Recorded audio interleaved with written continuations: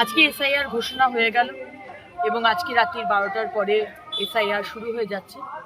আরও 11টি রাজ্যের সঙ্গে সঙ্গে পশ্চিমবঙ্গেও 12 নম্বর রাজ্য এসআইআর শুরু হয়ে যাচ্ছে এবং ইলেকশন কমিশন খুব পরিষ্কারভাবে বলে দিয়েছে যে কারুর বৈধ ভোটার কারুর নাম যেন কাটা না যায়, সেরকমই অবৈধ কোনো ভোটারের নাম যেন ভোটার লিস্টে না থাকে।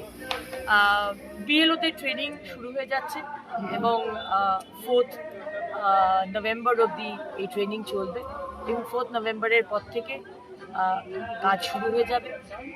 আশা করব প্রশাসন এবং মমতা ব্যানার্জির সরকার, যদিও বা বলছেন যে একটা নামও যদি বাদ যায়, উনি নাকি বলেছিলেন আগুন জ্বালিয়ে দেবেন, কিন্তু উনি একবারও বলেননি যে একটা নাম যদি রয়ে যায় রোহিঙ্গা বা বাংলাদেশি মুসলমানদের, তাহলে কিন্তু উনি আগুন লাগিয়ে দেবেন, সেটা কিন্তু একবারও বলেননি। কিন্তু তাতে কিছু এসে যাবে না, কারণ স্বচ্ছ ভোটার লিস্ট তৈরি হবে, এটা বাংলার মানুষ চায় এবং স্বচ্ছভাবে ভোট হোক।